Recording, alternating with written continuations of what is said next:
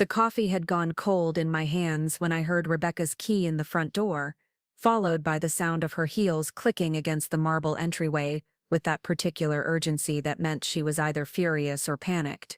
I didn't move from my chair in the sunroom where I'd been watching the morning light filter through the oak trees, still holding the pen I'd used to sign the final documents. The papers were spread across the glass table in front of me, each page representing years of careful planning, and I felt a deep satisfaction knowing that everything was finally in place. Before we jump back in, tell us where you're tuning from, and if this story touches you, make sure you're subscribed, because tomorrow I've saved something extra special for you. Rebecca's voice cut through the peaceful silence like a blade. Mother, we need to talk. Now, I turned slowly, taking in her appearance. My daughter stood in the doorway wearing her charcoal business suit, the one she wore to important meetings, her auburn hair pulled back in that severe bun that made her look older than her 38 years. But it was her face that told me everything I needed to know. Her green eyes, so much like her father's, were wide with something between fear and rage, and her mouth was set in that thin line I remembered from her teenage years, when she'd been caught doing something she shouldn't have. In her trembling hand, she held a single sheet of paper. My letterhead. My handwriting. My name is Winnie Clark, and at 72 years old, I thought I had learned to expect the unexpected. I was wrong. The paper Rebecca clutched was indeed written in my hand, signed with my name, and dated just 3 days ago. But it wasn't what she thought it was, and the misunderstanding that followed would tear our family apart before bringing us closer than we'd ever been. Let me start from the beginning. 3 months earlier, when I first made the decision that would change everything. I had been sitting in Dr. Martinez's office on a Tuesday morning in September, listening to him explain the results of my latest cardiac evaluation. The fluorescent lights hummed overhead, casting that familiar clinical glow that makes everything look slightly unreal. He was a kind man, Dr. Martinez, with gentle hands and eyes that had seen too much, and he delivered the news with the practiced compassion of someone who had given similar diagnoses countless times before. Miss Clark, I want you to understand that this isn't an immediate emergency, he said, leaning forward in his chair and folding his hands on his desk. But the blockages we've found are significant. 80% in the left anterior descending artery, 65% in the right coronary. With your family history and the symptoms you've been experiencing, we need to discuss your options. I sat there in the burgundy leather chair, my purse clutched in my lap, and listened to him explain surgical procedures and medication regimens and lifestyle change. But what I heard underneath all the medical terminology was time, limited time, borrowed time, time to get my affairs in order. I had built Clark Industries from nothing, starting with a small textile import business in my garage 43 years ago after my husband David died in a construction accident, leaving me with a 3-year-old daughter and $1,700 in savings. Through decades of 18-hour days, calculated risks and more mistakes than I care to count, I had grown that garage operation into a company worth $47 million. The irony wasn't lost on me that the stress of building something to secure my daughter's future might be the very thing that would keep me from seeing her enjoy it. Rebecca had never shown much interest in the business side of things. She was brilliant, certainly, with her MBA from Wharton and her position as a senior partner at Kellerman and Associates, one of the city's most prestigious consulting firms, but she had always made it clear that she wanted to forge her own path, to build something that was entirely her. I respected that. I was proud of it, even, but it left me with a dilemma that had been keeping me awake at night for months. What do you do with a lifetime of work when the person you built it for doesn't want it? The answer came to me gradually, like a photograph developing in a dark room. I started paying attention to things I had been too busy to notice before. The homeless shelter downtown that struggled to keep its doors open each winter. The literacy program at the library that had to turn away adult learners because they couldn't afford more tutors. The after-school program in the low-income neighborhood where my first warehouse had been located, where kids waited on a list for months just to have a safe place to go when school ended. I began to see my money not as a legacy to be passed down but as a tool to be used, a tool that could change lives, create opportunities, build something lasting that would matter long after I was gone. The idea excited me in a way I hadn't felt since the early days of starting my company, when every decision mattered and every dollar counted. I spent weeks researching charities, visiting facilities, meeting with directors and volunteers and beneficiaries. I wanted to see where my money would go, to understand how it would be used, to make sure it would create real change rather than just padding administrative costs. It was during one of these visits, to a community center in East Hartford, that I met Maria Santos. Maria was 19 years old and 7 months pregnant, sitting in the center's small computer lab, trying to finish her GAD coursework before her baby arrived. She worked 2 part-time jobs, neither of which offered maternity leave, and she was living with her mother and 2 younger siblings in a 1-bedroom apartment. When I asked her what she planned to do after the baby came, she looked at me with eyes that held too much knowledge for someone so young. "I'll figure it out," she said simply. "I always do." That night, I went home to my 4-bedroom colonial in West Hartford, with its manicured lawn and 3-car garage and rooms I hadn't entered in months, and I knew what I needed to do. I called my attorney, Jonathan Reeves, first thing the next morning. Jonathan had been handling my legal affairs for 15 years, ever since my previous lawyer retired. He was thorough, discreet, and most importantly, he understood the difference between what was legally possible and what was morally right. When I explained what I wanted to do, he didn't try to talk me out of it. He didn't lecture me about family obligations or question my mental state. He simply asked the right questions and took careful notes. "You want to establish a foundation," he said, reviewing his legal pad, "with the bulk of your assets, including the business and all real estate holding. You want to retain enough to live comfortably for the remainder of your life, plus a modest inheritance for Rebecca, and you want this to be irrevocable." "That's correct.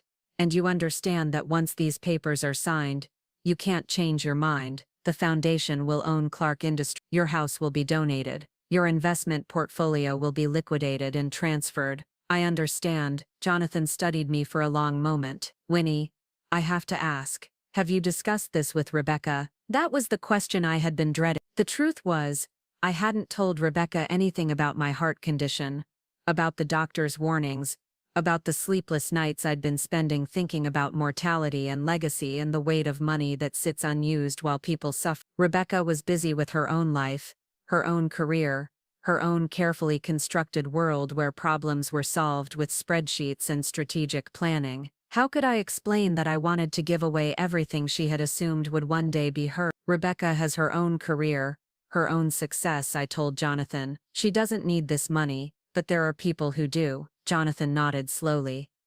"I'll draft the documents, but Winnie, I strongly recommend that you have a conversation with her before you sign anything. Surprises like this have a way of damaging relationships that can't always be repaired." I promised him I would think about it, and I did. I thought about it every day for the next 6 weeks as Jonathan prepared the foundation paperwork, as I met with Cherry administrators, and developed grant criteria, as I slowly and quietly began the process of dismantling the empire I had spent 4 decades building. But every time I picked up the phone to call Rebecca, I hesitated. Every time I started to bring it up during our weekly dinners, I changed the subject. I told myself I was protecting her, giving her time to focus on her own life without the distraction of worrying about mine. But the truth was simpler and more shameful than that. I was a coward. Rebecca had always been strong-willed, even as a child. She had opinions about everything and wasn't shy about expressing them. She had argued with me about business decisions when she was in college, questioned my choices about everything from the charities I supported to the men I dated after her father died. She cared deeply, sometimes too deeply, and she wasn't good at hiding her feelings when she thought I was making a mistake. I knew she would try to talk me out of it. I knew she would worry about my health, about my financial security, about whether I was thinking clearly. I knew she would see my decision as a rejection of her, as a statement that I didn't trust her to use the money wisely, or that I didn't love her enough to want her to have. None of that was true, but I also knew that explaining my real motivations would require conversations about mortality and purpose, and the weight of accumulated wealth that we had never had before. So I took the coward's way out. I made my decision in private, signed my papers in secret, and planned to tell her afterward, when it was too late for arguments. or negotiations. Preparing and narrating this story took us a lot of time. So if you are enjoying it, subscribe to our channel. It means a lot to us. Now, back to the story, or the kind of painful honesty that sometimes damages relationships more than silence does. The final signing was scheduled for a Friday morning in November. Jonathan had arranged for all the necessary documents to be ready, all the transfers to be executed simultaneously, all the legal details to be handled with the efficiency that had made him one of the state's most respected estate attorneys. I woke up that morning feeling lighter than I had in months, knowing that by the end of the day, $43 million would begin flowing to organizations that could use it to change lives. I dressed carefully that morning, choosing a navy blue dress that Rebecca had bought me for my birthday, and the pearl necklace that had been her grandmother's. I wanted to look like myself, like the person Rebecca knew and loved when I finally told her what I had done. I had planned to call her as soon as I returned from Jonathan's office, to invite her to dinner so we could have the conversation I should have initiated months earlier. But Rebecca had other plans. She had a key to my house, of course. She had insisted on it after I turned 70,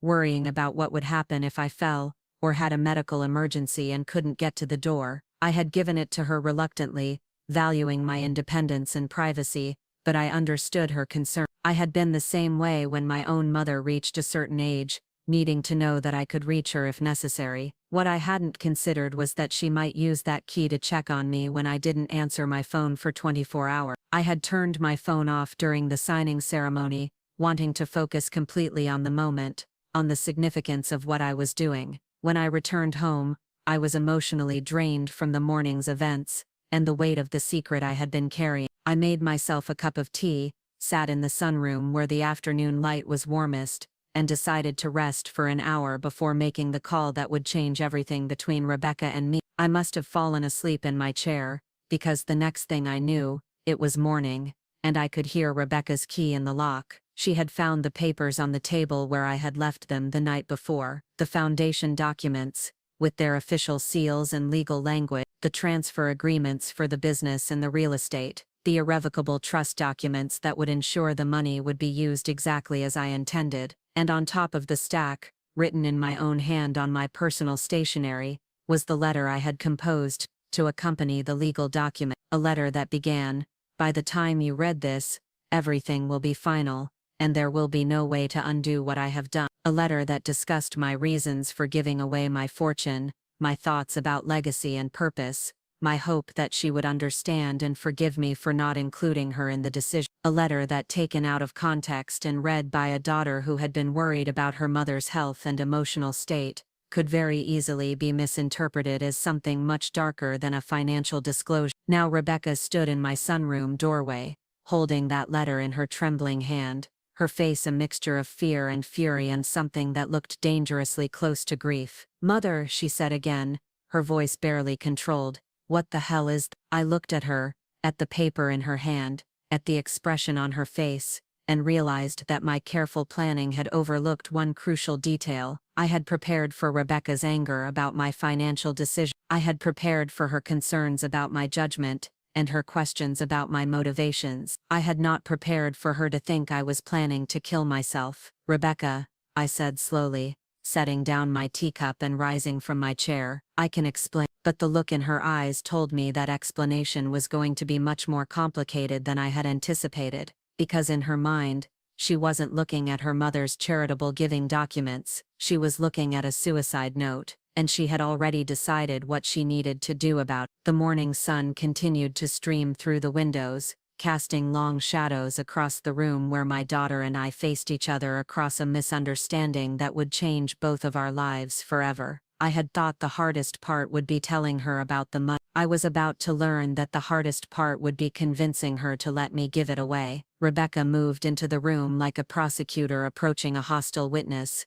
her heels clicking against the hardwood floor with military precision. She set the letter down on the glass table with exaggerated care, as if it were evidence in a crime scene, and turned to face me with the kind of controlled fury I hadn't seen since she was 16 and caught me reading her diary. "Sit down, Mother," she said, and there was something in her tone that made me bristle. It was the voice she used with difficult clients, the one that brooked no argument and expected immediate compliance. It was not the voice a daughter should use with her mother, but I sensed that pointing this out would only escalate a situation that was already spiraling beyond my control. I remained standing. Rebecca, if you would just let me explain what those documents actually are. I know what they are, she interrupted, picking up the letter again and holding it like an accusation. This is a goodbye note, Mother. You're talking about giving away everything.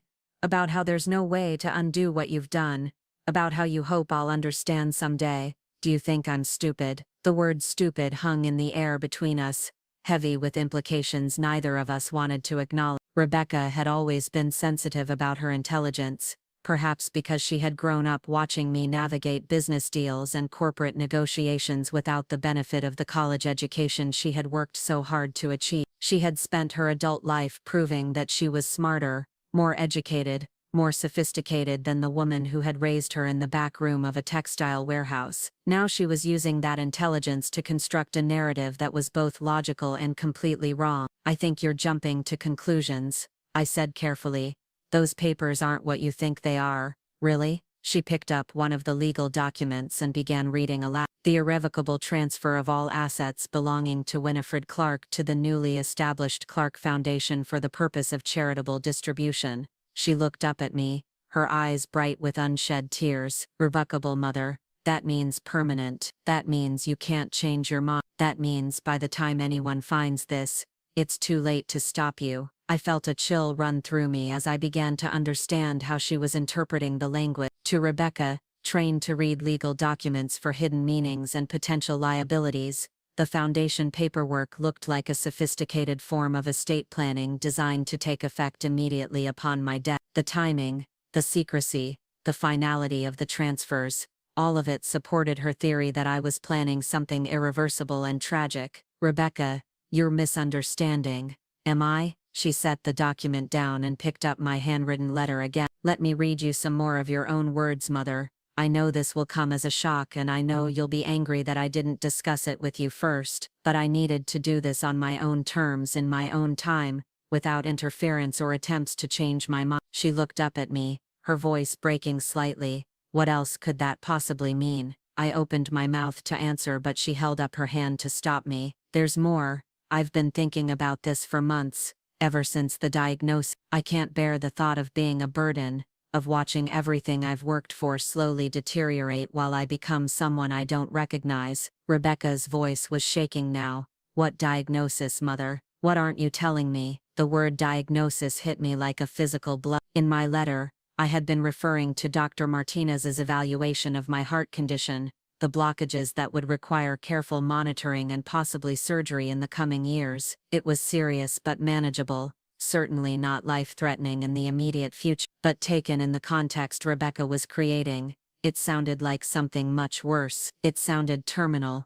It's my heart, I said quickly. Just some blockages. Dr. Martinez says it's manageable with medication and— Stop lying to me. Rebecca's composure finally cracked and she was shouting now, her voice echoing off the windows and the high ceiling. I know what this is. I know what you're planning, and I'm not going to let you do it. She pulled out her cell phone and began dialing with quick, angry movement. I reached for her arm, trying to stop her, but she stepped away from me and held the phone to her ear. Yes, this is Rebecca Clark. I need to report a potential suicide threat. My mother has left a note, and I believe she's in immediate danger. The word suicide seemed to suck all the air out of the room. I stared at Rebecca in shock, unable to process that my careful, rational daughter was calling 911 because she thought I was planning to kill myself. The irony was almost laughable. I had given away my fortune specifically because I wanted to live to see it used for good, because I wanted to spend my remaining years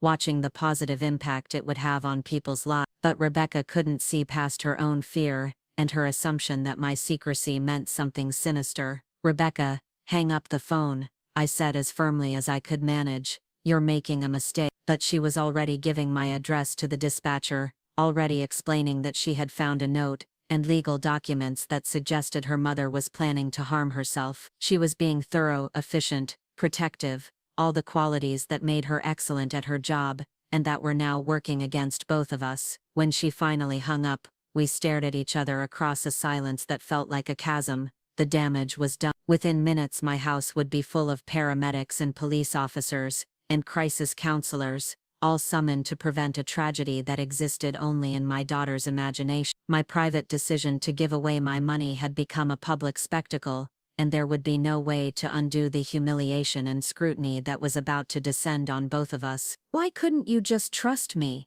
Rebecca asked, and her voice was small now, like a child. "Why couldn't you tell me what was wrong? I could have helped you. We could have figured something out together." Looking at her face, at the genuine fear and love and desperation in her eyes, I finally understood the magnitude of my mistake. It wasn't just that I had failed to explain my charitable giving plans, it was that I had kept so many secrets about my health, about my financial planning, about my thoughts and fears and hopes for the future, that Rebecca had been forced to construct her own explanations for my behavior. And those explanations, filtered through her own anxieties about losing the only parent she had left, had led her to the worst possible conclusion. "I was trying to protect you," I said weakly, knowing how inadequate the words sounded. "Protect me from what? From knowing that you're sick, from having a say in decisions that affect both of us, from being able to help you." She shook her head, and I could see the anger building again underneath the fear. "You don't get to make that choice for me, Mother. You don't get to decide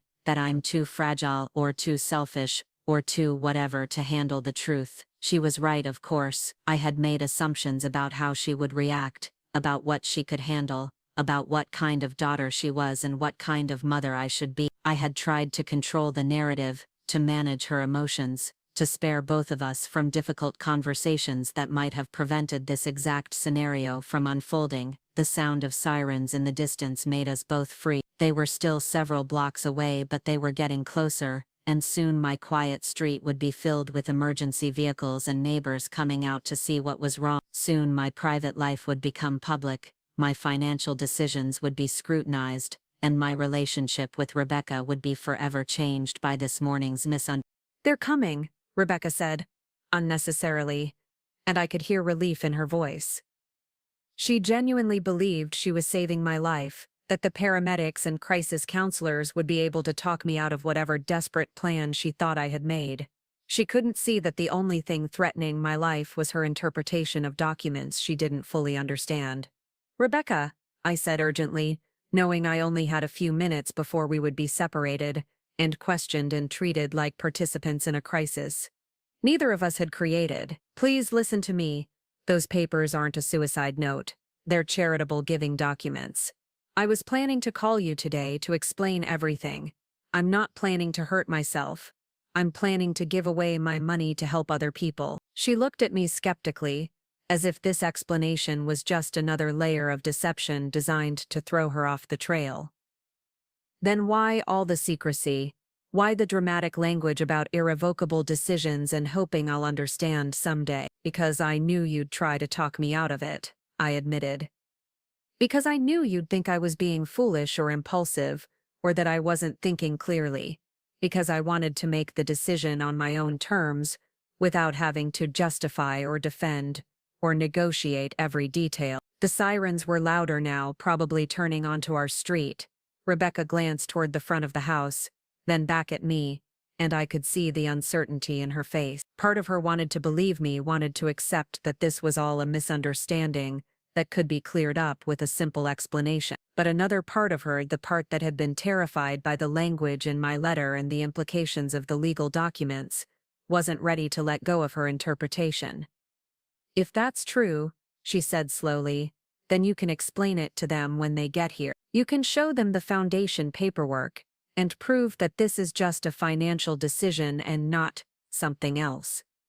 I nodded, because what else could I do? In a few minutes, my house would be invaded by well-meaning professionals who would treat me like a potential suicide victim until I could convince them otherwise. My neighbors would whisper about what they had seen, my financial affairs would be scrutinized, and Rebecca and I would have to rebuild our relationship from the rubble of this morning's catastrophe. But as the first emergency vehicle pulled into my driveway, I realized that maybe this was exactly what we needed. Maybe the crisis Rebecca had created would force us to have the honest conversations we should have been having all along. Maybe the public nature of this misunderstanding would strip away the polite distances and careful silences that had been keeping us from really knowing each other.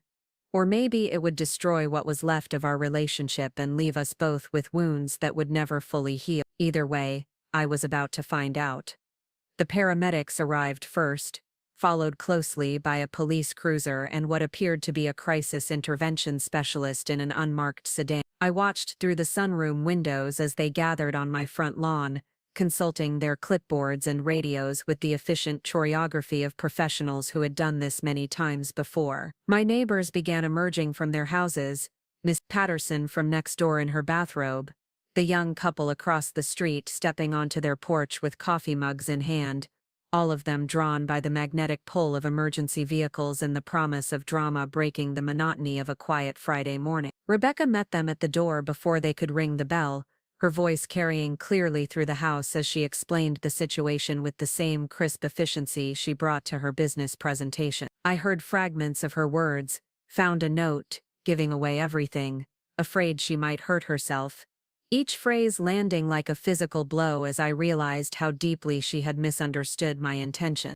The lead paramedic was a woman in her 40s with graying hair pulled back in a practical ponytail, and eyes that had seen enough genuine crises to recognize manufactured ones. She introduced herself as Linda Rodriguez and asked if she could sit down with me to talk about what was happening. Her voice was calm but firm, the kind of tone that suggested she wasn't easily fooled but also wasn't looking for a fight. "Mrs. Clark, your daughter is very worried about you. She found some documents and a letter that concerned her enough to call for help. Can you tell me how you're feeling today?"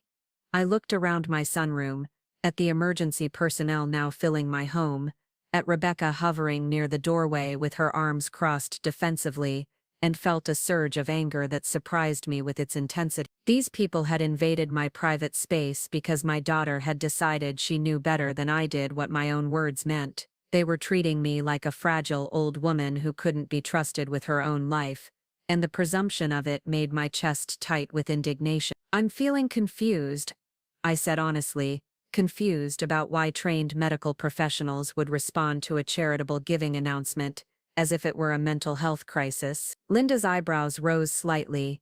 "A charitable giving announcement?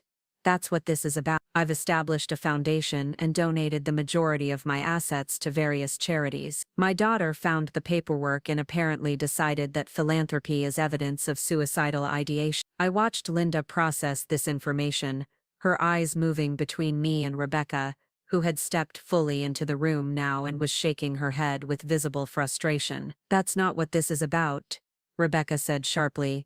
"Show her the letter, Mother.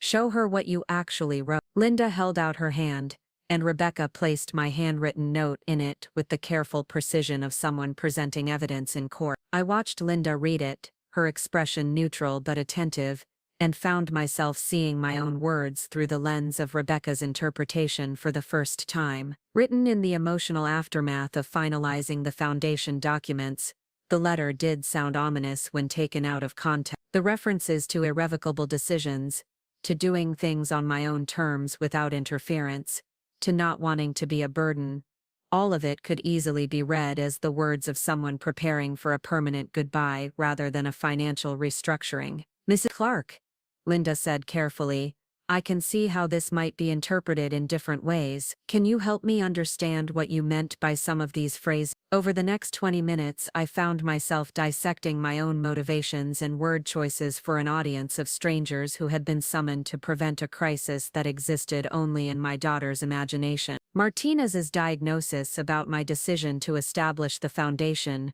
about my desire to see my money used for good while I was still alive to witness its impact. I showed them the legal documents, pointed out the foundation's mission statement, even called Jonathan Reeves to confirm that everything I was saying was true. But even as the evidence mounted in my favor, I could see skepticism lingering in Rebecca's face. She had constructed a narrative that made emotional sense to her, an aging mother with health problems, acting secretively and making dramatic financial decisions, writing letters about irrevocable choices, and she wasn't ready to abandon that narrative just because the facts didn't support it. Even if that's what you intended, Rebecca said when Linda asked if she had any remaining concerns, the behavior is still worrying. Giving away $47 million without discussing it with family, writing cryptic letters, being secretive about medical diagnoses, these aren't the actions of someone who's thinking clearly. The word clearly hung in the air like an accusation. Rebecca was suggesting, politely but unmistakably, that I wasn't competent to make decisions about my own money, my own life, my own future. She was questioning my mental state in front of strangers, using the very concern and love she felt for me as weapons to undermine my autonomy. Linda looked between us again, clearly recognizing that this was more complicated than a simple misunderstanding about paperwork. Mrs. Clark, are you currently under any kind of medical care for depression or anxiety? Have you been having thoughts of hurting yourself? No, I said firmly. I see Dr. Martinez for my heart condition, which is serious but manageable. I'm not depressed. I'm not suicidal. I'm a woman who has decided to give away her money to help other people, and apparently that decision is so incomprehensible to my daughter that she's decided I must be mentally ill. The harshness of my words surprised even me, but I was tired of being treated like a confused old woman who couldn't be trusted with her own affairs. Rebecca's face flushed red, and I could see tears forming in her eyes, but I didn't soften my tone. This conversation needed to happen, and it needed to happen with witnesses who could confirm that I was lucid, rational and capable of making my own decisions. I understand that this is difficult for both of you, Linda said diplomatically. Miss Clark, from what I can see, you're not in immediate danger, and you seem to understand the nature and consequences of your financial decisions. But I'm also hearing that there's been a breakdown in communication between you and your daughter that has led to some very serious misunderstanding. She turned to Rebecca. Miss Clark, I can see how frightening it would be to find that letter without context, but it seems clear that your mother isn't planning to hurt herself. The question now is whether you can work together to rebuild the trust that's been damaged by this situation. Rebecca wiped her eyes with the back of her hand, smearing her carefully applied makeup. I just don't understand why she couldn't trust me enough to tell me what she was planning. We have dinner every week. We talk almost every day, but she hides a heart condition from me, secretly gives away everything she owns, and then acts like I'm the one being unreasonable for being concerned. Her voice broke on the last word, and I felt a stab of guilt pierce through my anger. Rebecca wasn't wrong to be hurt by my secrecy. I had shut her out of major decisions that affected both of our lives, and I had done it not out of necessity, but out of my own fear of confrontation and my own need to control the narrative. Rebecca, I said more gently, I wasn't trying to hurt. I was trying to protect you from having to make difficult decisions, from having to worry about my health, from having to feel guilty about money you never asked for in the first place. But those aren't your decisions to make. The words burst out of her with surprising force. You don't get to decide what I can handle or what I should worry about. You don't get to protect me from reality, just because you think it might be unpleasant. I'm not a child anymore, Mother. I'm a grown woman with my own life and my own ability to process difficult information. She was right, of course, and hearing her articulate it so clearly made me realize how patronizing my behavior had been. I had treated her like someone who needed to be managed rather than someone who deserved to be included. I had made assumptions about her values, her priorities, her capacity for understanding complex emotional and financial decisions. Linda stood up, apparently satisfied that there was no immediate crisis to manage. Ms. Clark, I'm going to recommend that you follow up with your primary care physician about your heart condition and that you consider speaking with a counselor about the communication issues you and your daughter are experiencing. Ms. Clark, I think it would be beneficial for you to have some professional support as you process this situation as well. She handed each of us a card with crisis hotline numbers and community resources, then gathered her equipment and headed for the door. The police officer who had been taking notes in the background followed her, as did the crisis counselor who had arrived but barely spoken throughout the entire encounter. Within minutes the emergency vehicles were gone, my neighbors had retreated to their houses, and Rebecca and I were left alone in my sunroom, with the wreckage of our relationship scattered between us like broken glass. I can't believe you called 911, I said into the silence. I can't believe you gave away $47 million without telling me, Rebecca replied. We stared at each other across a distance that felt much wider than the few feet of space between our chairs. I could see the exhaustion in Rebecca's face, the way her shoulders sagged with the weight of the morning's drama, and I recognized the same tiredness in myself. We were both depleted by the emotional intensity of the last few hours, both struggling to understand how a simple misunderstanding had escalated into such a public spectacle. We need to talk, Rebecca said finally. Really about your health, about the foundation, about why you felt like you couldn't trust me with any of this. I nodded, knowing she was right, but dreading the conversation that was coming. We had spent years maintaining a careful politeness with each other, discussing safe topics, and avoiding the deeper questions that might lead to conflict or uncomfortable revelation. Now we were going to have to strip away all of that protective distance and confront the assumptions and resentments that had been building between us for longer than either of us wanted to admit. I'll make coffee, I said, getting up from my chair on legs that felt suddenly unsteady. I'll help, Rebecca said, and her voice was softer now, less accusatory. We moved through my kitchen in careful coordination, she reaching for mugs while I measured coffee grounds, both of us grateful for the mundane task that gave us something to do with our hands, while we figured out where to begin. The normalcy of it, mother and daughter making coffee together on a Friday morning, felt almost surreal after the chaos of the last few hours. Start with your heart, Rebecca said, as she poured cream into her mug. When did you find out? What exactly did the doctor say? And why didn't you tell me? I took a deep breath and began with Dr. Martinez's appointment, 3 months earlier, walking her through the diagnosis, the treatment options, the lifestyle changes I would need to make. I watched her face as I spoke, seeing the hurt and fear there, the way she flinched when I mentioned the word blockage, and the percentage of arterial narrowing. It's not immediately life-threatening, I assured her. Dr. Martinez thinks I have years, possibly decades if I take care of myself. But it was a wake-up call. It made me start thinking about how I wanted to spend whatever time I have left. And you decided you wanted to spend it giving away money, Rebecca said, and there was something in her tone I couldn't quite identify. Not anger exactly, but not acceptance either. I decided I wanted to spend it making a difference. Rebecca, do you have any idea how much $47 million can do if it's used thoughtfully? How many lives it can change?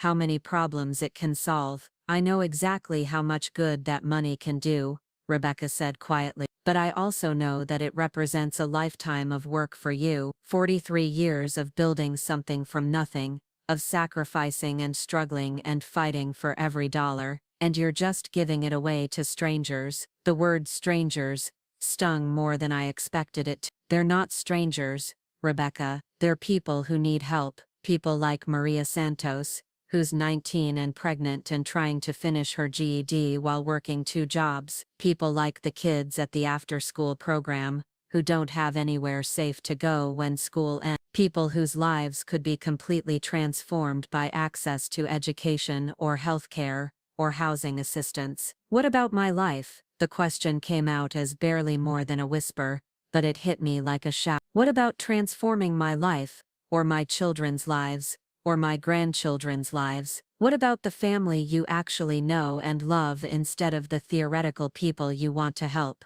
I stared at her, finally understanding the real source of her anger. This wasn't just about poor communication or hurt feelings, or fear for my mental health. This was about money, about inheritance, about the future she had imagined for herself and her family. This was about the fact that I had given away her security without asking her permission. Rebecca, I said carefully, you have your own career, your own success. You don't need this money. That's not the point, she said, and her voice was rising again. The point is that it was mine, not legally, maybe, but in every other way that matters. I grew up in that business. I spent my childhood weekends in warehouses, and my teenage summers, filing invoices, and my college breaks, learning about import regulations. I watched you build Clark Industries from nothing, and I always assumed that someday it would be mine to continue or sell, or do whatever I wanted. She set her coffee mug down hard enough to make it ring against the granite countertop.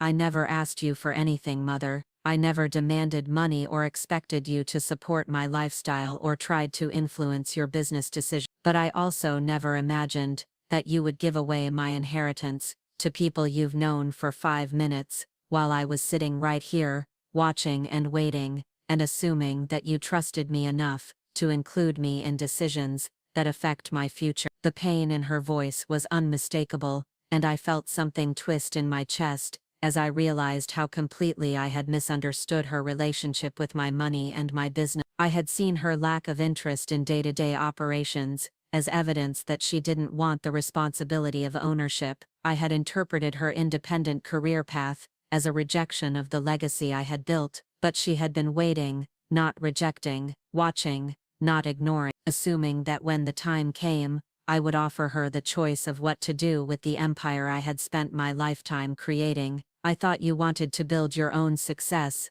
I said weakly. I did, I do, but that doesn't mean I wanted you to erase the option of inheriting yours. There's a difference between choosing not to take over the family business and having that business given away without your knowledge or consent. She was right, and the realization made me feel sick with regret. I had been so focused on my own desire to do good with my money that I had completely ignored Rebecca's right to have a voice in how that money was used. I had made unilateral decisions about assets that represented not just my work, but her childhood, her history, her connection to the father she had lost, and the woman who had raised her. I'm sorry, I said, and the words felt inadequate but necessary. I should have talked to you. I should have included you in the decision-making process. I should have at least given you the chance to tell me how you felt about it before I made it irreversible. Rebecca nodded, wiping at her eyes again. I wouldn't have tried to stop you from being generous,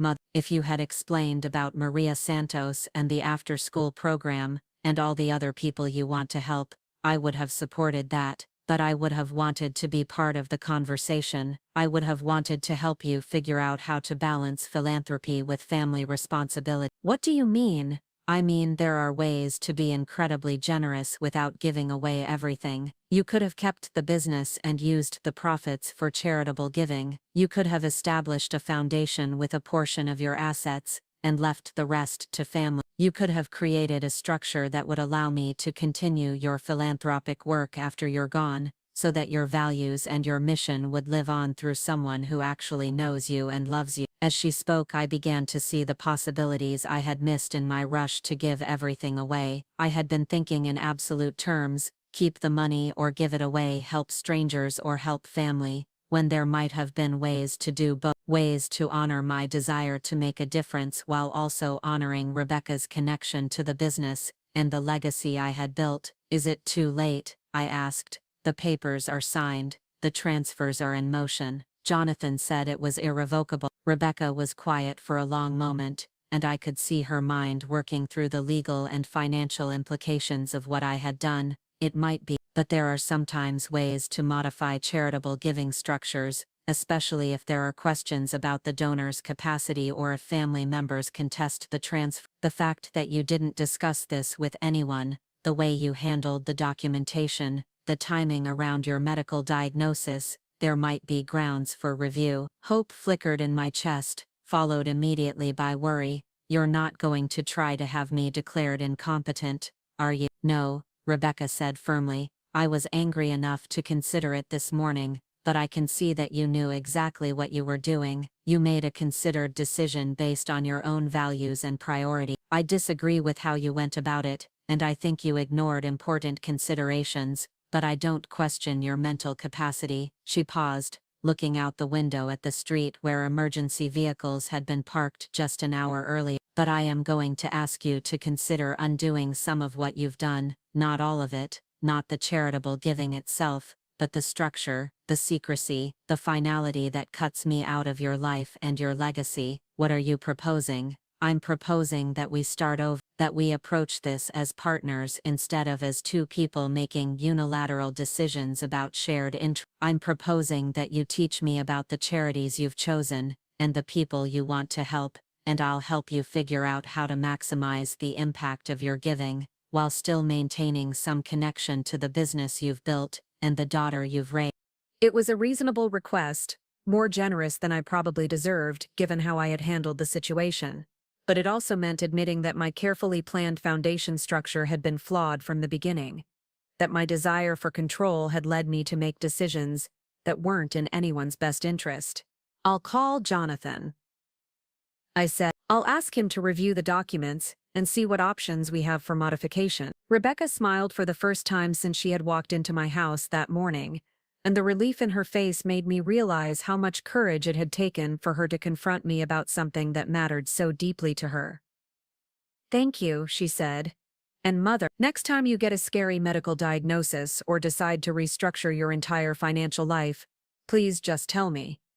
I'm stronger than you think I am, and I love you more than you seem to realize." The tears that had been threatening all morning finally spilled over, and I reached across the kitchen island to take her hand.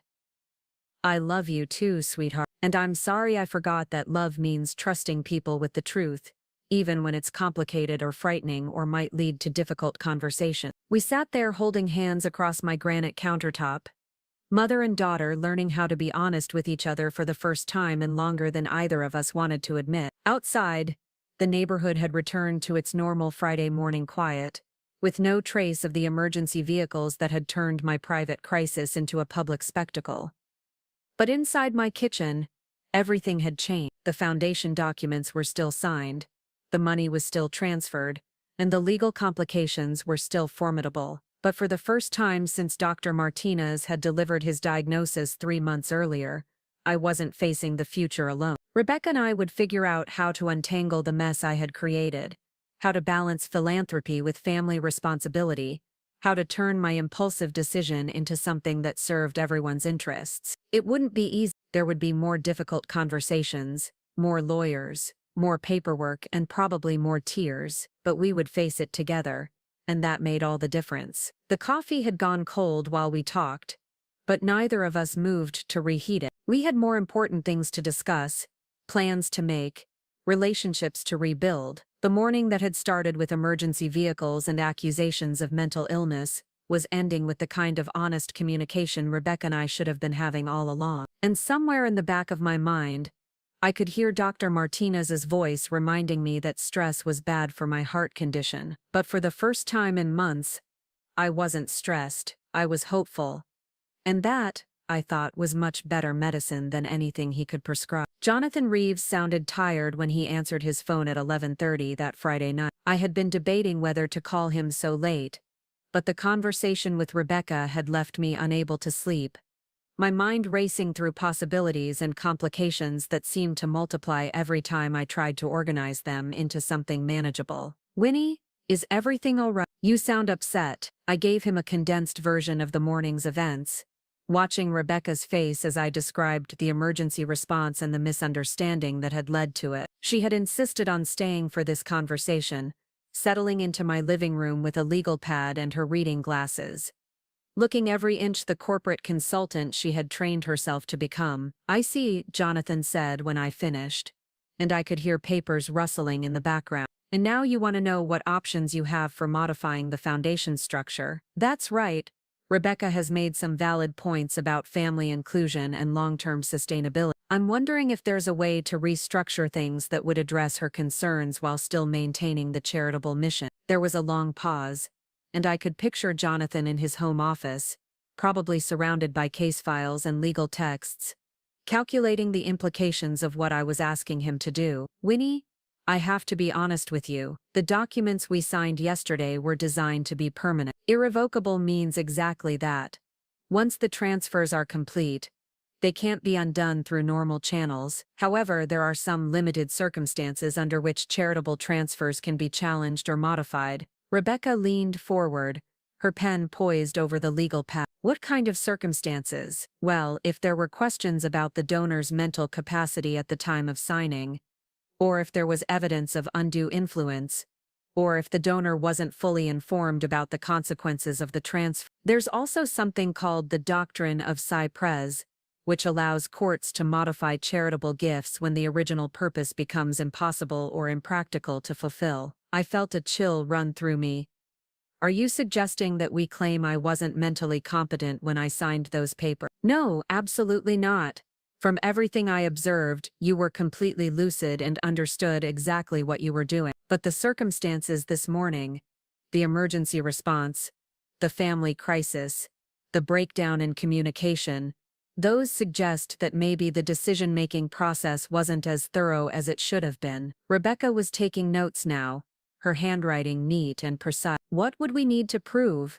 That's where it gets complicated. We'd need to demonstrate either that Winnie wasn't fully informed about alternatives, or that the current structure doesn't actually serve her charitable intentions as effectively as a modified structure would. It's not impossible, but it would require going to court, and there's no guarantee of success. I closed my eyes, imagining the public scrutiny that would come with a legal challenge to my own charitable giving. The foundation had already been announced in the local business journal, and several of the recipient organizations had issued press releases thanking me for my generosity. Reversing course now would make me look unstable at best, manipulative at worst. What about a different approach? Rebecca asked. What if we don't challenge the existing transfers but instead modify the foundation structure going forward? Could Mother establish some kind of family oversight or create mechanisms for ongoing involvement? Jonathan was quiet for a moment, and I could hear him typing on his computer. That's actually a much more feasible option. Foundation bylaws can be amended, board structures can be modified, and advisory committees can be established. The money that's already been transferred would stay with the foundation, but the governance structure could be changed to include family members. Relief flooded through. This felt like a solution that could honor both my charitable intentions and Rebecca's desire to be included in decisions about our family legacy. What would that look like practically? I asked. Well, you could restructure the foundation board to include Rebecca as a voting member. You could establish policies that require family consultation for major grants or strategic decisions. You could even create a mechanism for the foundation to purchase back certain assets, like the business itself, if circumstances change in the future. Rebecca was writing furiously now, and I could see the wheels turning in her mind as she processed the possibilities Jonathan was describing. There's one other option we should consider, Jonathan continued. Instead of trying to undo what's already been done, you could establish a second, complementary foundation that would be jointly managed by you and Rebecca. This new foundation could focus on different charitable areas, or could serve as a vehicle for ongoing family philanthropy. Using what money? I asked. I've already transferred everything. Not everything. You retained enough assets to live comfortably for the rest of your life, remember? Plus there are still some liquid investments that haven't been transferred yet, and Rebecca could contribute her own resources if she wanted to be a true partner in the philanthropic effort. I looked at Rebecca, trying to gauge her reaction to this suggestion. The idea of her using her own money to support charitable causes I had chosen felt presumptuous, but I also recognized that it might be exactly the kind of partnership she had been hoping for. I'd be interested in that, Rebecca said slowly. Not just contributing money, but actually being involved in the decision-making process. Learning about the organizations Mother has chosen, maybe identifying additional causes that align with our family values. That could work, Jonathan said. It would give you both a fresh start with the philanthropic work while leaving the existing foundation structure intact. Plus, it would demonstrate that the original transfers were made with sound judgment and clear charitable intent, which would protect against any future challenges. We spent another hour working through the details of what this partnership might look like. Rebecca would take a leave of absence from her consulting firm to spend several months learning about the charitable sector and the organizations I had already committed to supporting. Together we would visit programs, meet with beneficiaries, and develop criteria for future giving. Eventually she would take on increasing responsibility for the day-to-day management of both foundations, allowing me to step back gradually while ensuring that the work would continue after I was gone. It wasn't the neat, simple solution I had originally envisioned when I decided to give away my money in secret, but it was better than that. It was a solution that acknowledged the complexity of family relationships and the importance of including the people you love in decisions that affect their lives. When we finally hung up with Jonathan, Rebecca and I sat in my living room surrounded by pages of notes and the remnants of the Chinese takeout we had ordered for dinner. The crisis of the morning felt like it had happened weeks ago rather than hours, and I was amazed by how much our relationship had changed in such a short time. "I'm proud of you," Rebecca said suddenly, looking up from her legal pad. "For what?" "For being willing to reconsider. For admitting that maybe you didn't handle this perfectly the first time. For trusting me enough to let me be part of fixing it." I reached over and squeezed her hand.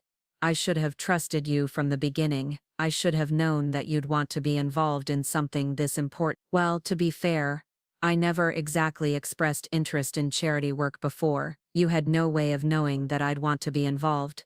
But I should have asked. I should have given you the option instead of making assumptions about what you'd want or how you'd react. Rebecca smiled. "We both made assumptions. I assumed you'd always include me in major decisions, and you assumed I wouldn't want to be included." Neither of us was communicating very clearly. She was right, and the realization made me think about all the other assumptions we had been making about each other over the years. How many conversations had we not had because we were both trying to protect each other from uncomfortable truth? How many opportunities for deeper connection had we missed because we were both so careful to avoid conflict? "I want to tell you about Maria Santos," I said impulsively, "and about all the other people I've met, who made me realize how much good this money could do." For the next 2 hours I told Rebecca stories about the people and organizations that had inspired my charitable giving. Maria, who was now in her final month of pregnancy and had completed her GAD with the help of tutoring provided by the community center. The literacy program that had helped a 60-year-old immigrant learn to read English well enough to pass his citizenship test. The after-school program that had kept a 12-year-old boy off the streets and helped him discover a talent for computer programming. Rebecca listened with the focused attention she brought to her most important business meetings,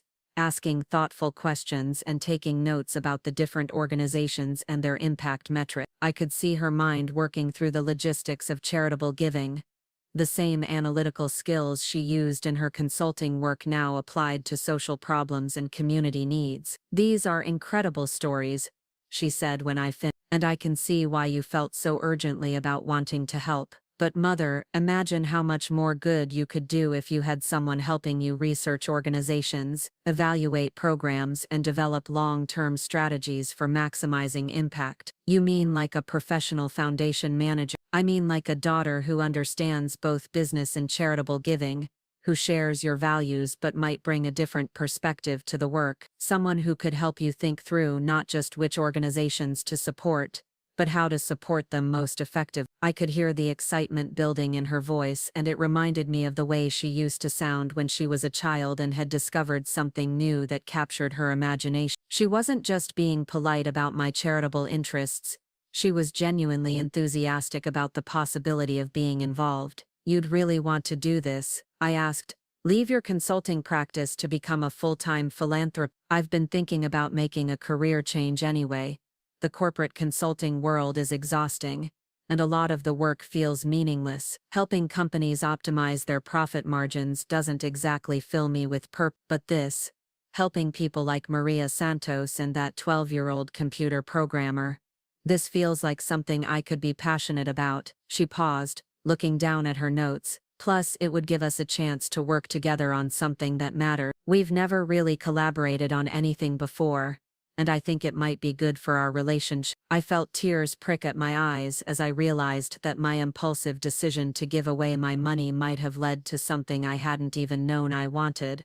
A true partnership with my daughter, a shared mission that could bring us closer together while making a difference in other people's lives. "There's something else we need to discuss," I said, knowing that honesty required me to address the most difficult part of this conversation. "The business, Clark Industries. I know you said you always assumed it would be yours someday, and I need you to know that the foundation owns it now, legally, irrevocably." Rebecca nodded. "I know, and honestly I'm not sure I would have wanted to run a textile import business anyway. It's not exactly where my interests or expertise lie, but it represents security, financial independence, the option to make your own choices about your career and your future. Mother, I already have financial independence. I've been successful in my own career, and I've saved and invested carefully. I'm not going to end up destitute just because you gave away your money to charity. She set down her legal pad and looked at me directly. What hurt wasn't losing the inheritance itself. What hurt was being excluded from the decision. It was feeling like you didn't trust me enough to tell me what you were thinking, or like you didn't value my opinion enough to ask for it. I understood then that the money had never really been the issue. The issue was respect, trust, inclusion, all the things that form the foundation of healthy family relationships and that I had damaged with my secrecy and unilateral decision-making. I'm sorry, I said again, and this time the words felt more adequate because they were accompanied by genuine understanding of what I was apologizing for. I know you are, and I forgive you, but Mother, we have to promise each other that we're going to communicate better going forward. No more secrets about health issues, or financial decisions, or anything else that affects both of us. No more trying to protect each other from difficult conversations. I nodded, knowing that this commitment would require me to change patterns of behavior that had developed over decades. I had spent so many years trying to shield Rebecca from worry, from uncertainty, from the harsh realities of business and finance and aging, that being completely honest with her felt foreign and risky. There is one more thing, I said, my heart racing, as I prepared to share the secret I had been keeping longest, about your father. Rebecca's eyebrows rose. What about him? The construction accident that killed him. It wasn't really an accident. The words hung in the air between us, and I watched Rebecca's face change as she processed what I had just told her. David's death had been the defining tragedy of both our lives, the loss that had shaped everything that came after. For 35 years, Rebecca had believed that her father had died in a random workplace accident, a victim of careless safety protocols and bad luck. What do you mean it wasn't an accident? I mean the company knew about the safety violation. They knew the scaffolding was unstable, they knew the workers weren't properly trained, and they chose to proceed with the project anyway, because fixing the problems would have delayed completion and cost them money. Rebecca was staring at me with a mixture of shock and something that looked like anger. How long have you known this? Since about 6 months after he died. The lawyer who was handling the wrongful death lawsuit showed me the internal memos, the safety inspection reports, the testimony from other workers. It was clear that David's death was preventable, and you never told me. You were 3 years old, Rebecca. What was I supposed to tell you? That your father died because his employers valued profit more than worker safety, that the world is full of people who make decisions that hurt other people. You could have told me when I was older, when I was 10, or 15, or 20. You could have told me at some point in the last 35 years. She was right, of course. As Rebecca had grown older, there had been many opportunities to share the truth about her father's death, but I had kept the secret, first to protect her innocence, and later out of habit, out of a misguided desire to preserve her idealized memory of David, and to shield her from the anger and cynicism that knowledge of corporate negligence might create. I'm telling you now, I said weakly. Why now? Why, in the middle of everything else that's happened today, are you deciding to reveal this particular family secret? I thought about her question, trying to understand my own motivations. Why had I chosen this moment to finally tell Rebecca the truth about her father's death? Because I realized that I've been making the same mistake for 35 years. I've been deciding what you can handle, and what you can't, what you need to know and what you don't, what will help you, and I've been wrong every time. I took a deep breath, feeling the weight of decades of secrecy lifting from my shoulders. David's death wasn't just a personal tragedy, Rebecca.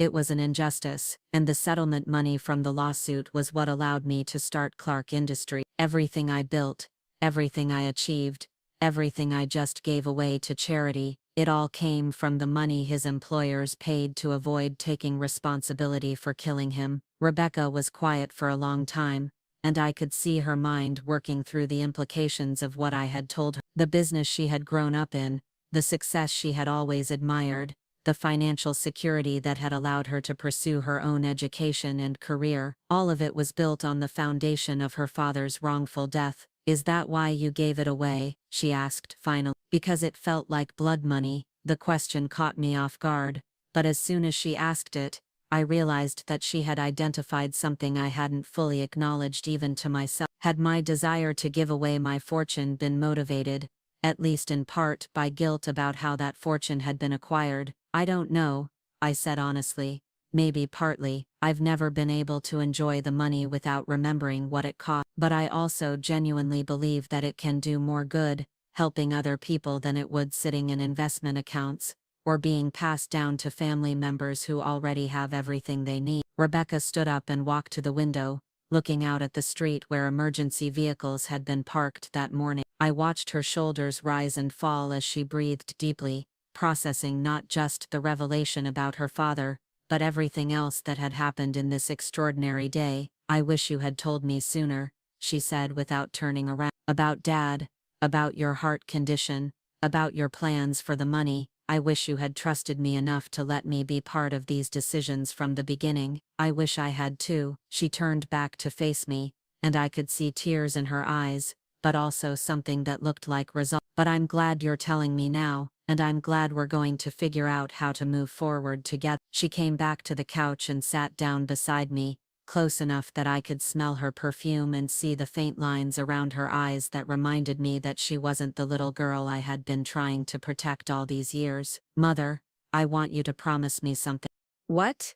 I want you to promise that from now on, you'll treat me like an equal partner in this family.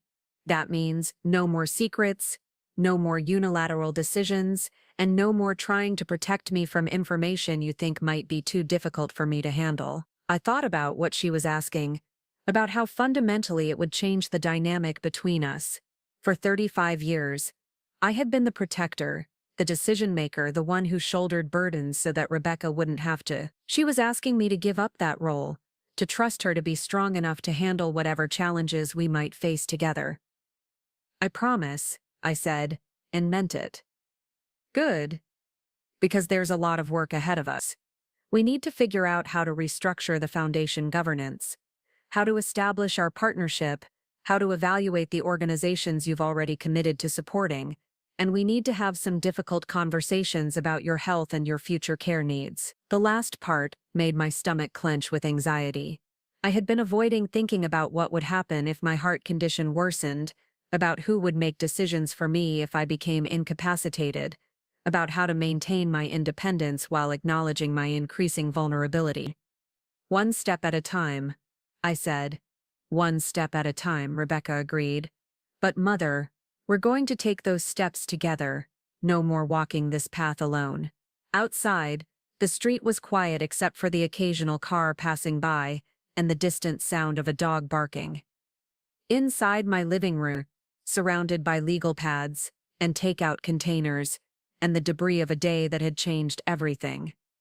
Rebecca and I sat in comfortable silence, both of us exhausted by the emotional intensity of the last 12 hours, but also somehow energized by the possibilities that lay ahead. The foundation documents were still signed, the money was still transferred, and the legal complications were still formidable. But for the first time since this whole process began, I felt like I had made the right choice. Not the choice to give away my money, though I still believed in that, but the choice to trust my daughter with the truth about our family, our history, and our future. It was nearly midnight when Rebecca finally gathered her papers and prepared to leave. We hugged at the front door, and I was struck by how different this goodbye felt from all the careful, polite farewells we had exchanged over the years. I'll call Jonathan first thing Monday morning, she said. We'll set up a meeting to discuss the governance restructuring and the new foundation, and I'll call Dr. Martinez to schedule a follow-up appointment. I want you to come with me so you can hear directly from him about my prognosis and treatment options. Rebecca smiled. I'd like that. And Mother, thank you for finally trusting me with the truth. All of it. I watched her drive away, then turned off the porch light and locked the door behind me.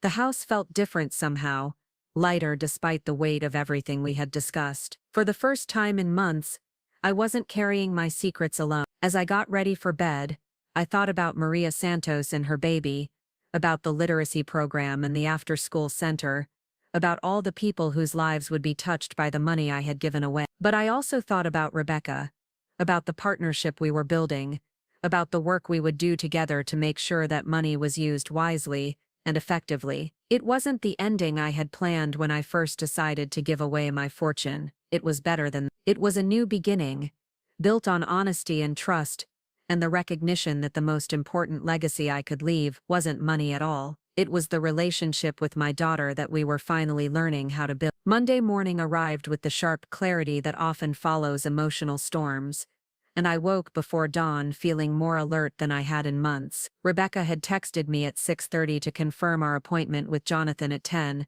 followed by lunch with Dr. Martinez at 1:30. The efficiency of it reminded me that my daughter had inherited more than just my green eyes.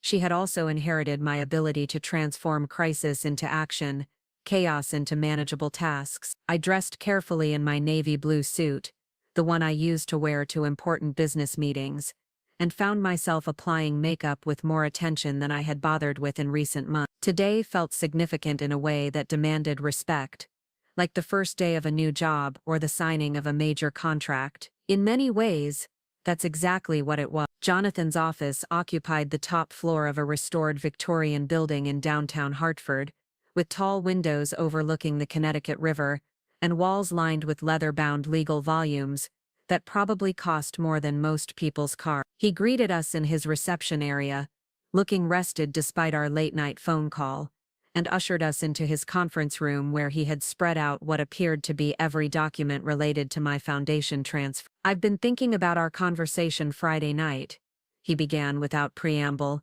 "and I believe we have several viable options for moving forward. None of them will completely undo what's been done, but all of them could address Rebecca's concerns about family involvement and long-term sustainability." Rebecca had brought her own legal pad and a digital recorder, which she placed on the polished conference table with Jonathan's permission. I watched her transform into the professional consultant she had trained herself to become, her posture straight, and her attention focused with laser intensity on the documents Jonathan was explaining. "The first option is the simplest," Jonathan continued, pointing to a flowchart he had apparently created over the weekend. "We modify the existing foundation's board structure to include Rebecca as a voting member and establish family consultation requirements for major decisions. This would require approval from the current board, but since Winnie is currently the sole voting member, that shouldn't be problematic." "What would that look like practically?" Rebecca asked, her pen poised over her note. "Essentially, it would mean that any grant over a certain dollar amount, say $100,000, would require unanimous board approval.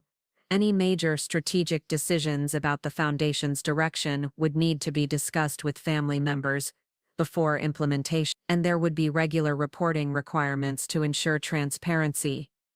I found myself nodding as Jonathan explained the details. This felt like a structure that could honor both my desire for charitable impact and Rebecca's need to be included in decisions that affected our family legacy. "The second option is more complex, but potentially more flexible," Jonathan continued, moving to a different section of his flowchart. "We establish a separate but complementary foundation, jointly managed by you and Rebecca, funded with the assets you retained, plus any additional contributions Rebecca might want to make. This would give you both a fresh start with shared decision-making from the beginning." Rebecca looked up from her notes. Would the two foundations coordinate their activities, or would they operate independently? "That would be up to you. They could focus on different charitable areas, or they could work together on shared initiatives. The advantage of this approach is that it doesn't require any modifications to the existing legal structure, so there's no risk of challenging the original transfers." "And the third option?" I asked, though I suspected I already knew what he was going to say. "The third option is to pursue a legal challenge to the original transfers, based on inadequate family consultation and potential modifications to better serve the charitable intent. This would be the most complicated route, but it might also provide the most flexibility for restructuring everything from scratch." The room was quiet for a moment, as we all considered the implications of what Jonathan had outlined. Each option represented a different balance between honoring my original intentions and accommodating Rebecca's legitimate concerns about being excluded from major family decisions. "I don't want to challenge the transfers," I said finally. "Those organizations are counting on that money, and some of them have already begun implementing programs based on the commitments I made. Pulling that funding away now would cause real harm to people who need help. Rebecca nodded approvingly. I agree. The charitable mission should be protected. But I do think we need to establish better governance structures going forward. So we're looking at option 1 or option 2, Jonathan said, making notes on his legal pad. Board modification or dual foundations. Could we do both? Rebecca asked. Modify the existing foundation to include family oversight, and also establish a new foundation for ongoing partnership. Jonathan raised his eyebrows. That's an interesting approach. It would provide multiple layers of family involvement and could create different vehicles for different types of charitable giving, but it would also be more complex to manage and potentially more expensive to maintain. I looked at Rebecca, trying to gauge her enthusiasm for what sounded like a significant commitment of time and energy. Are you really prepared to take on that level of involvement? Running one foundation is a full-time job, and you're talking about essentially creating and managing a second one. Mother, I've been thinking about this all weekend. The consulting practice has been profitable, but it hasn't been fulfilling. I've been looking for an opportunity to do something that feels more meaningful, more connected to values I actually care about. This could be exactly the career change I've been needing. There was something in her voice that reminded me of my own excitement when I first started Clark Industries, the sense of building something important from the ground up. I had worried that Rebecca would see charitable work as a burden or an obligation, but she seemed genuinely enthusiastic about the possibilities. What about the financial aspects? I asked. Foundation management doesn't typically pay the kind of salary you're used to earning. I've saved enough to live comfortably for several years without any salary at all, and if the foundations grow and become more complex, we could establish reasonable compensation for professional management. But honestly, money isn't the primary motivation here. Jonathan was taking notes as we talked, occasionally asking clarifying questions about our vision for the partnership and our expectations for charitable impact. By the end of the hour, we had outlined a structure that felt both ambitious and achievable. The existing Clark Foundation would be modified to include Rebecca as co-director and would focus on the organizations I had already committed to supporting. A new foundation, tentatively called the Clark Family Foundation, would be established with equal contributions from both of us, and would focus on emerging needs and innovative programs. Both foundations would be governed by shared decision-making principles, with major grants requiring approval from both co-directors. I'll draft the necessary paperwork this week, Jonathan said as we prepared to leave. The board modification for the existing foundation should be straightforward, and I can have incorporation documents for the new foundation ready by Friday. As we walked to our cars in the parking garage, Rebecca linked her arm through mine in a gesture that felt both casual and significant. How are you feeling about all this? Nervous, I admitted, but also excited.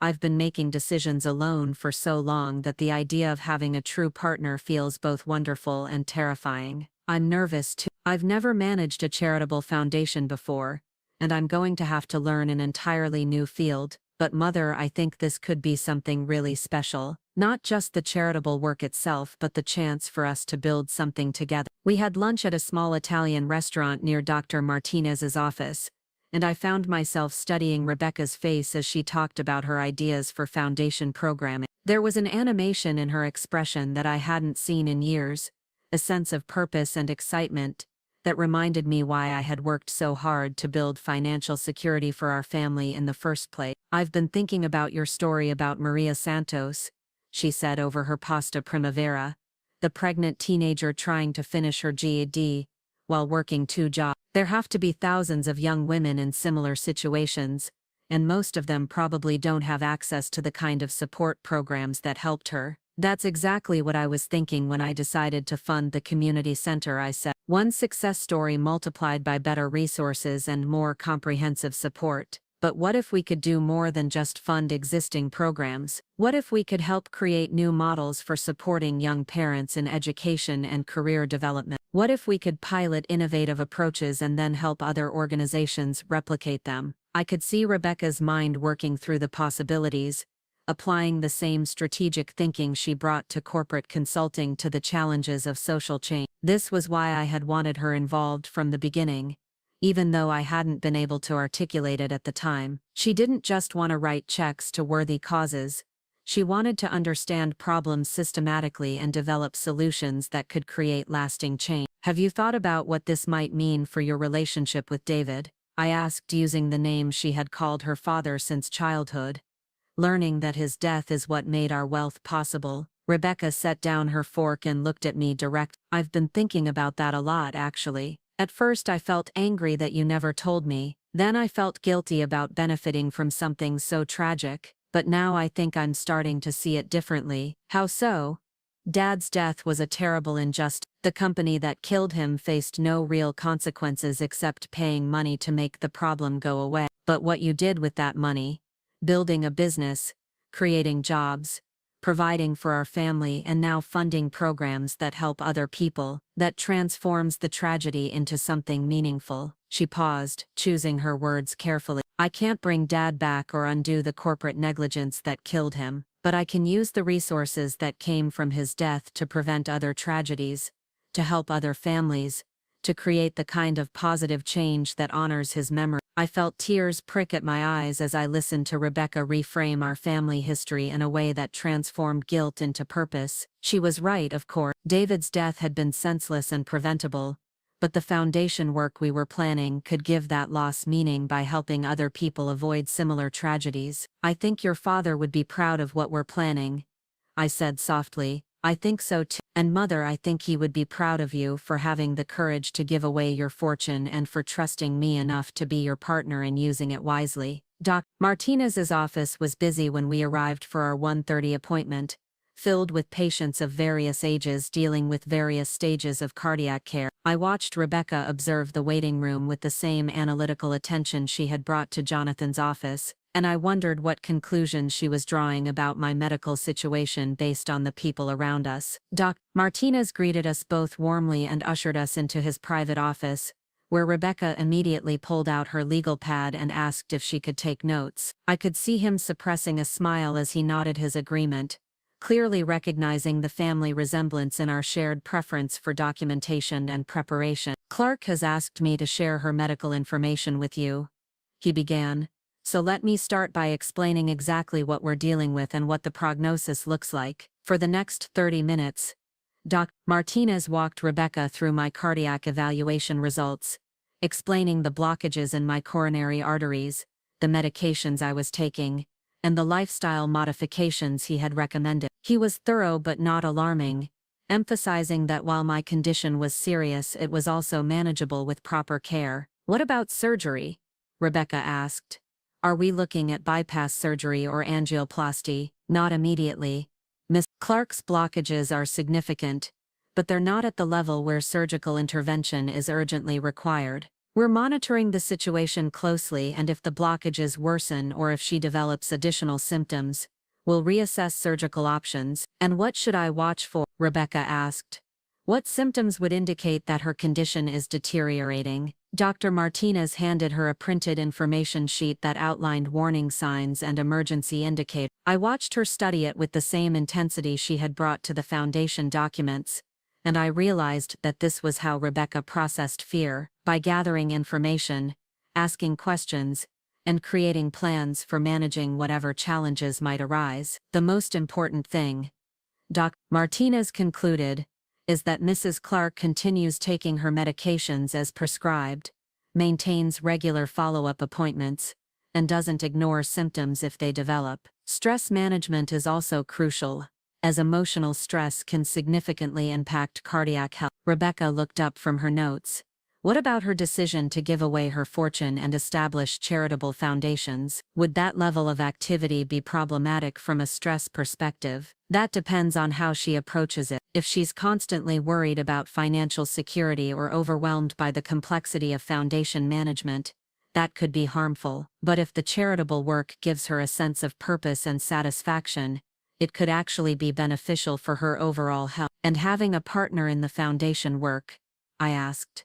Someone to share the decision-making and management responsibilities. That sounds ideal from a stress management perspective. Social support and shared responsibility are generally very positive for cardiac patients. As we left Martinez's office, I felt a sense of relief that I hadn't expected. Having Rebecca fully informed about my medical situation eliminated the exhausting burden of secrecy I had been carrying, but it also meant that I would have support and advocacy if my condition worsened in the future. "I want to come to your next appointment," Rebecca said as we walked to our cars. "I want to establish a relationship with Dr. Martinez, so that if there's ever an emergency or if you need someone to help communicate with your medical team, I'll already be familiar with your case." The thoughtfulness of this request touched me deeply. Rebecca wasn't just offering to be informed about my health, she was offering to be my partner in managing it, to take on the role of advocate and supporter that I had been handling alone. "I'd like that,"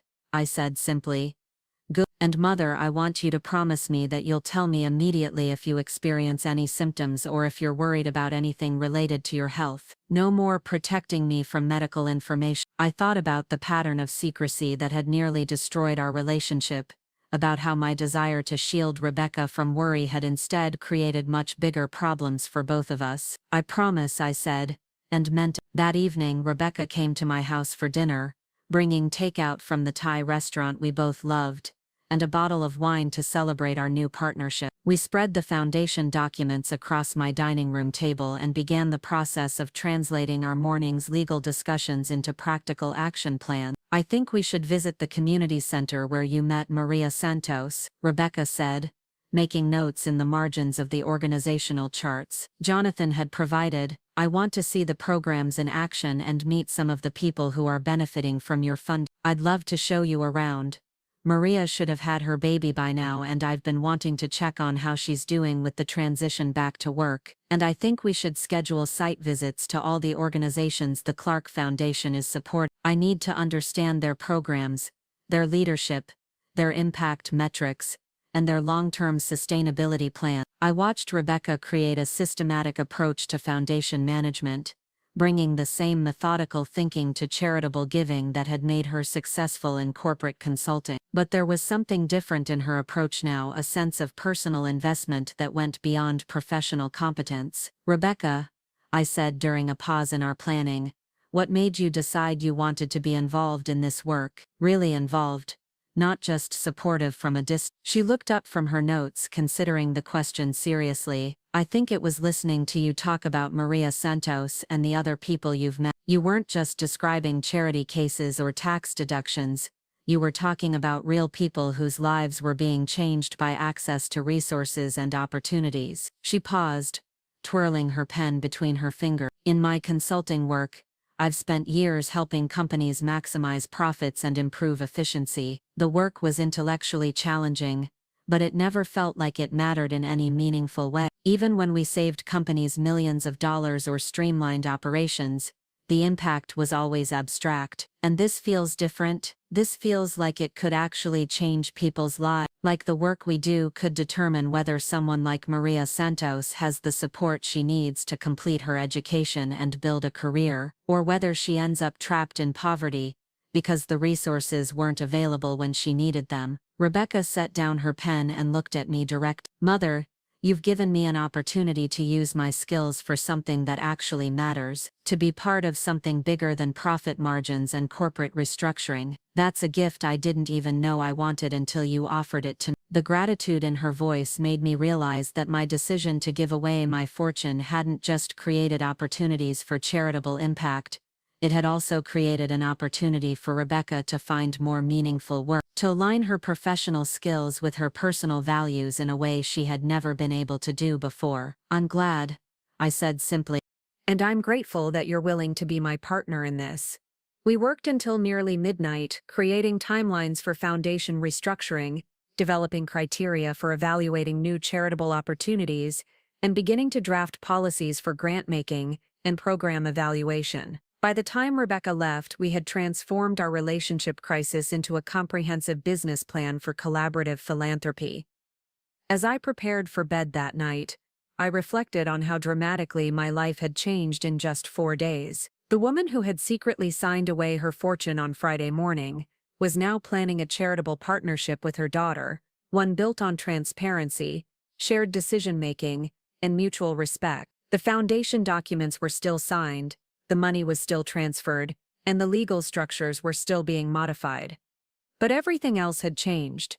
My relationship with Rebecca was stronger and more honest than it had ever been. My charitable giving was becoming more strategic and sustainable, and my own sense of purpose was expanding to include not just philanthropic impact, but also the possibility of meaningful collaboration with the person I loved most in the world. I fell asleep that night, thinking about Maria Santos and her new baby, about the literacy program and the after-school center, about all the people whose lives would be touched by the money I had given away. But I also thought about Rebecca, about the work we would do together, about the legacy we would build that was richer and more complex than anything I could have created alone. The crisis that had started with a misunderstood letter had become the foundation for something I hadn't even known I wanted, a true partnership with my daughter, built on honesty and trust and shared commitment to making the world a little bit better than we found it. Tuesday morning brought a phone call that would test the strength of our newly formed partnership, before we had even finished establishing it.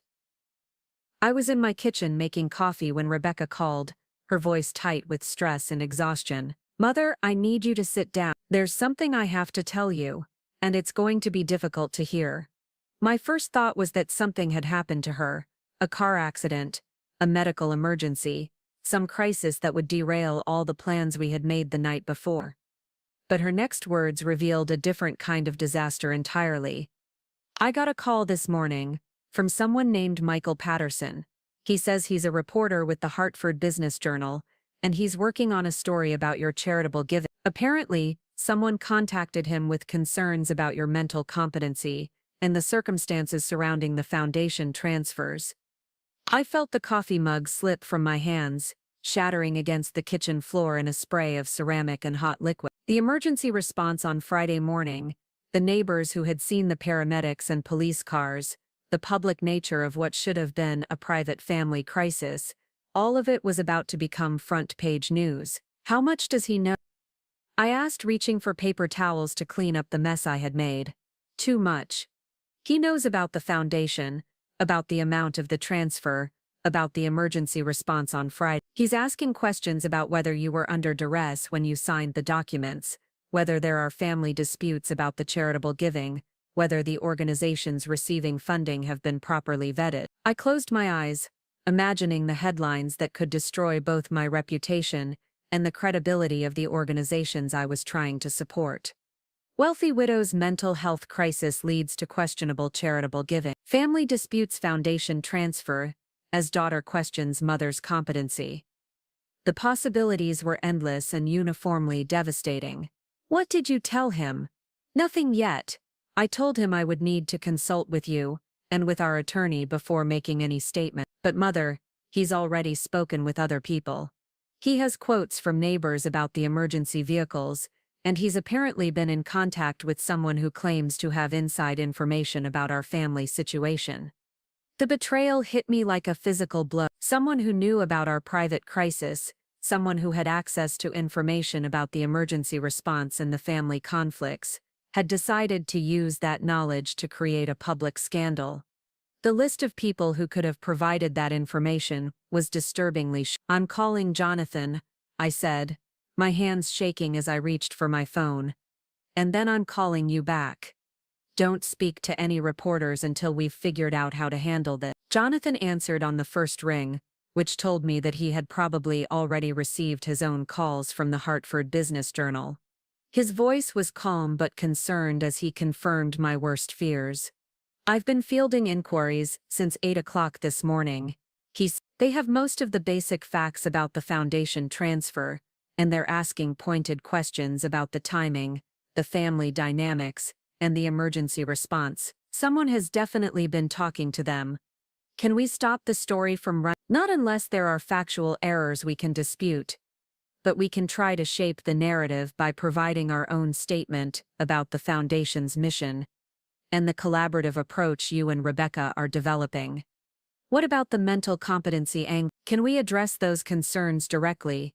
We can provide documentation of your capacity at the time of signing, including my own professional assessment and the evaluation from the crisis counselor on Friday.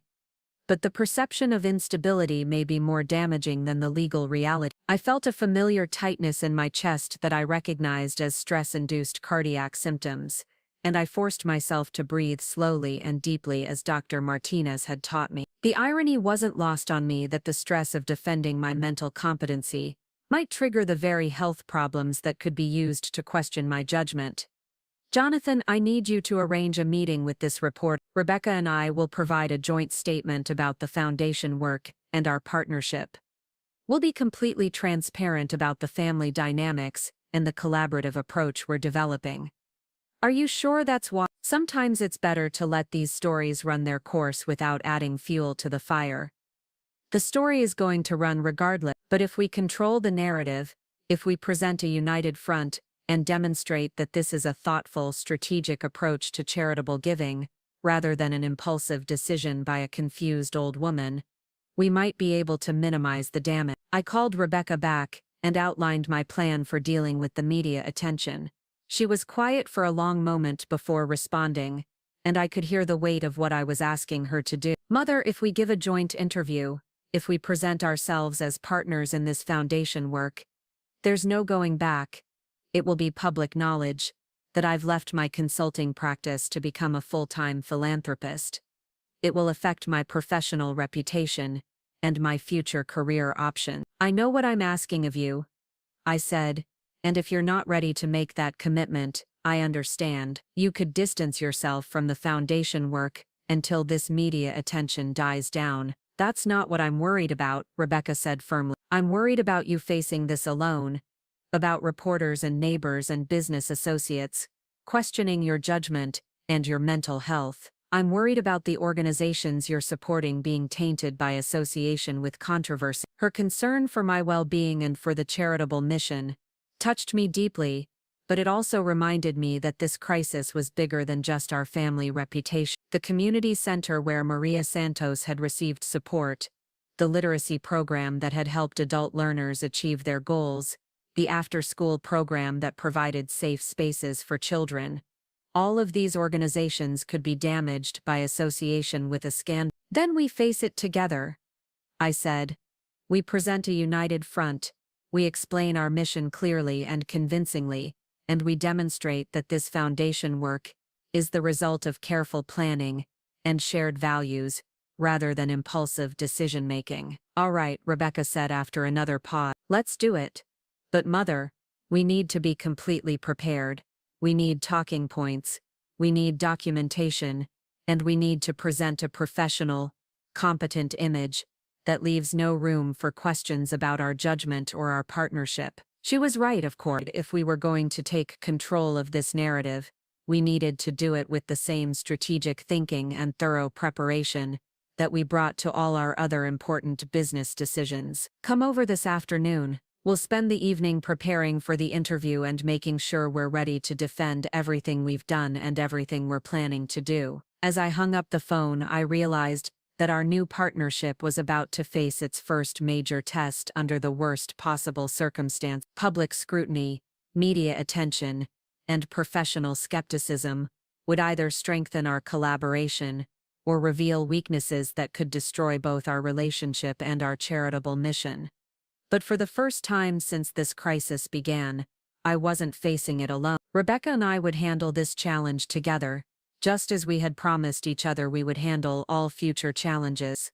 And that partnership, built on honesty and trust and shared commitment to doing good in the world, was strong enough to survive whatever questions or criticisms might come our way. The foundation documents were still signed, the money was still transferred, and the media attention was still threatening. But Rebecca and I were no longer just mother and daughter navigating a family crisis. We were business partners defending a shared mission, and that made all the difference. The Hartford Business Journal's conference room felt like a courtroom as Rebecca and I took our seats, across from Michael Patterson, a thin man in his early 40s with the kind of sharp eyes that suggested he was accustomed to finding inconsistencies in people's stories. Jonathan sat beside us, his briefcase filled with documentation that we hoped would counter whatever narrative Patterson was planning to construct. Patterson placed a digital recorder on the table between us and smiled with professional courtesy that didn't reach his eye. Thank you both for agreeing to this interview. I want to assure you that my goal is simply to present an accurate picture of the Clark Foundation and the circumstances surrounding its establishment. Rebecca leaned forward slightly, her voice steady and professional. Before we begin, Miss Patterson, I'd like to understand the source of your information about our family's private medical and legal matters. Some of what you've described to us constitutes a significant breach of confidentiality. I protect my sources, Miss Clark, but I can tell you that multiple individuals have expressed concerns about the timing and circumstances of your mother's charitable giving, particularly in light of the emergency response at her residence last Friday. I felt my jaw tighten at his phrasing, the way he made it sound like I had been rescued from some desperate act rather than subjected to my daughter's well-intentioned but misguided panic. But Rebecca had coached me on staying calm, on presenting facts rather than emotions, on demonstrating competence through measured responses rather than defensive reaction. Patterson, I said evenly, the emergency response was the result of a communication breakdown between my daughter and myself, not a mental health crisis. I had established a charitable foundation and neglected to inform Rebecca of my plans before she discovered the legal document. Her concern for my well-being led her to call for professional evaluation, which quickly determined that there was no crisis and no cause for alarm. But surely you can understand how the circumstances might appear troubling to outside observers. A 72-year-old woman secretly gives away $47 million without consulting family members,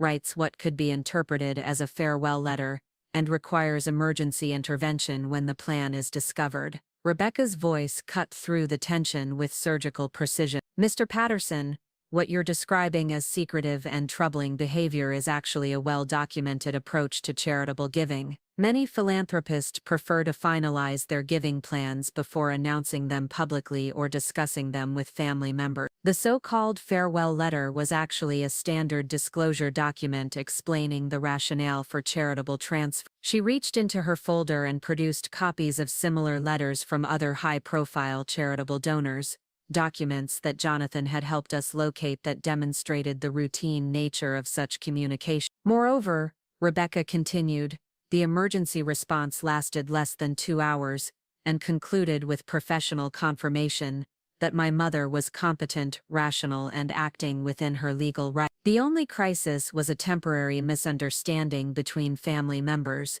which has since been resolved through improved communication. Patterson examined the documents Rebecca had provided, clearly disappointed that his crisis narrative was being systematically dismantled by evidence and professional testimony.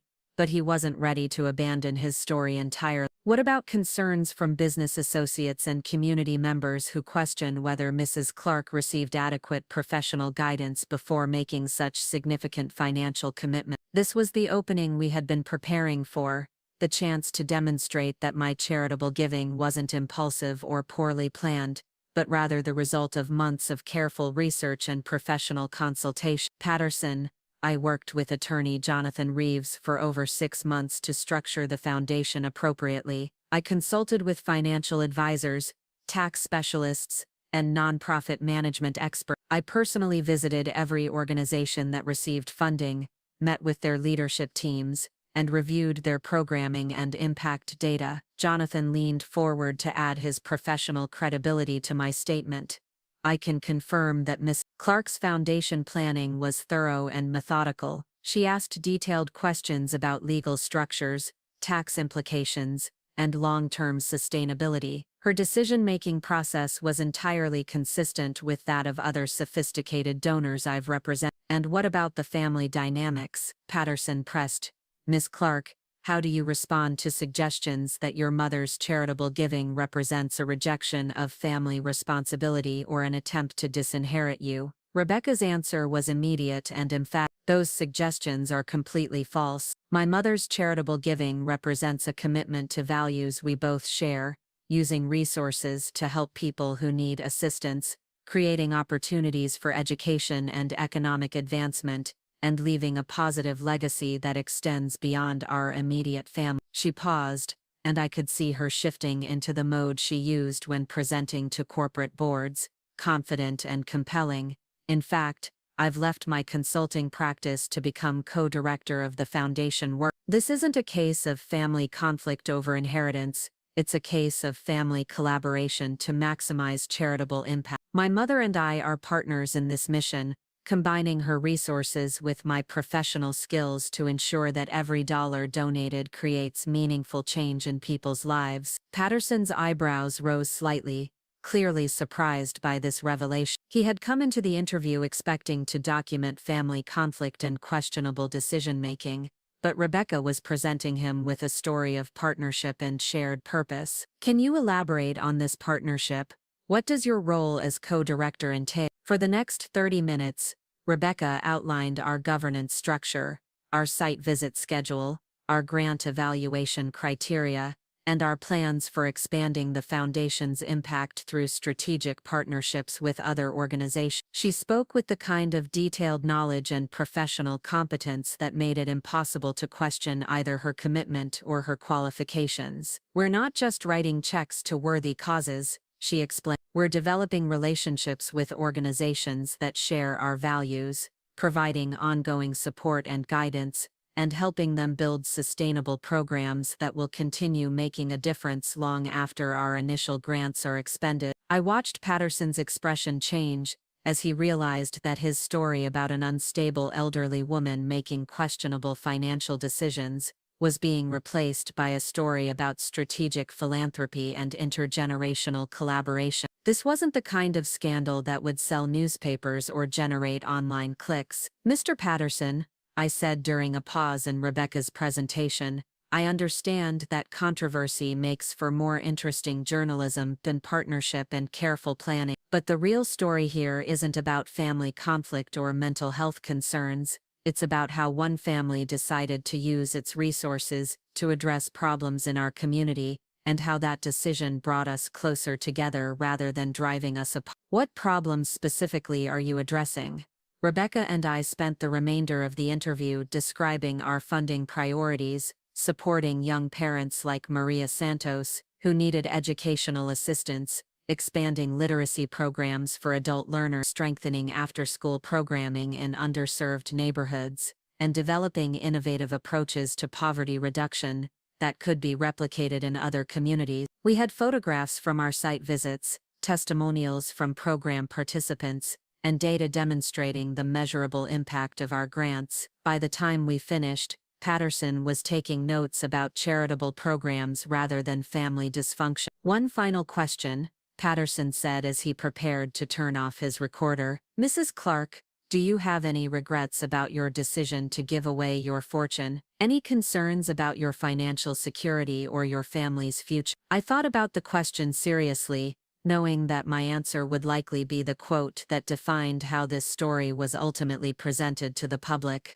Mr. Patterson, I spent 43 years building a business and accumulating wealth, and I'm proud of what I accomplished. But I've spent the last few months learning about people and organizations that are solving real problems with limited resources, and I've discovered that money has much more power to create positive change than I ever realized when I was simply accumulating. I paused, looking at Rebecca, who smiled encouragingly. My only regret is that I waited so long to start this work, and that I initially tried to do it without involving my daughter. The partnership Rebecca and I have developed is more rewarding than anything I achieved in business, and the impact we're having on people's lives is more satisfying than any profit I ever earned. After Patterson left, the three of us sat in the conference room reviewing how the interview had gone. Jonathan was optimistic that we had successfully reframed the narrative, but he warned us that we wouldn't know how the story would be presented until it was published. The important thing